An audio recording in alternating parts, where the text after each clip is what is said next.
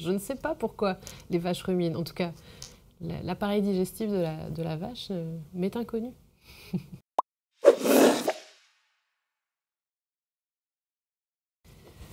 Partie théorique finie.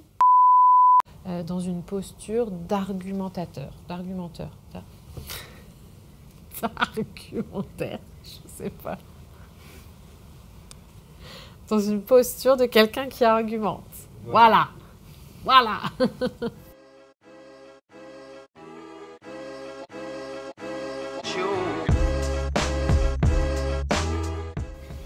Eh bien, je m'appelle Faustine Devinck, je suis psychologue. J'ai réalisé mes études à l'Université de Lille, où je me suis spécialisée à la thérapie comportementale et cognitive. Après avoir obtenu mon diplôme, j'ai eu envie de voyager un petit peu, de voir comment ça se passait ailleurs, et puis de mûrir aussi un petit peu mon projet de thèse. Donc j'ai passé 1 an dans un laboratoire de recherche dans une université canadienne.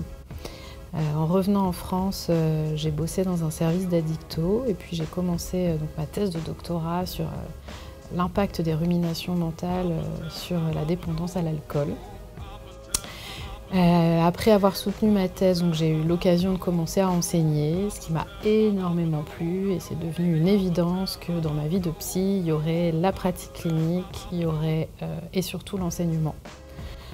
Donc après la thèse, j'ai ouvert un cabinet libéral sur l'île parce que ça me permettait justement cette liberté entre la pratique clinique, l'enseignement. Donc j'ai eu la chance d'avoir des opportunités pour enseigner aussi bien à l'université auprès de nos futurs psychologues que dans des instituts de formation professionnelle, donc avec mes confrères, mes consoeurs, des psychiatres, des psychologues, des psychothérapeutes, à différents outils de psychothérapie comportementale et cognitive.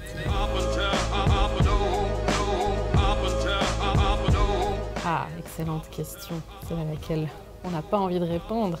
Eh bien parce que je suis la plus grande ruminatrice que je connaisse et que je pense que quand on doit choisir ses orientations en psycho, on va avoir des affinités forcément vers ce qui nous concerne un petit peu plus. Et quand j'ai découvert ce sujet des ruminations mentales, je me suis dit, ça me fait penser à quelqu'un.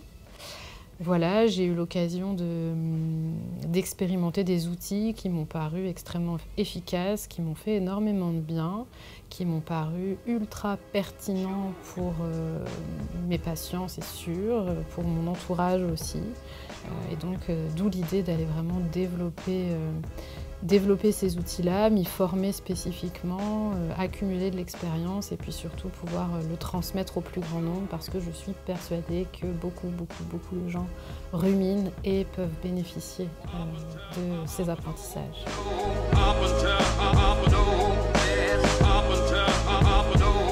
Quand j'étais en doctorat et j'ai eu la chance d'expérimenter l'enseignement, j'ai vraiment réalisé à quel point ça pouvait être hyper enrichissant. En fait, toi tu transmets, mais les étudiants t'apportent beaucoup. Ils te posent des questions, ils t'amènent à te remettre en question, ils te poussent dans tes retranchements, ils t'amènent à réfléchir plus fort, plus loin, ils te donnent des pistes de réflexion, ils partagent aussi avec toi des choses que eux connaissent, que tu connais pas forcément. Et en fait, j'ai réalisé à quel point, finalement, transmettre aux autres m'apportait aussi beaucoup à moi. C'est vraiment hyper satisfaisant et valorisant. C'est ça, à la fois ce sentiment d'aider l'autre à développer ses connaissances, ses compétences, voir à quel point c'est agréable pour lui et voir tout ce que toi, ça t'apporte et à quel point c'est enrichissant, la formation.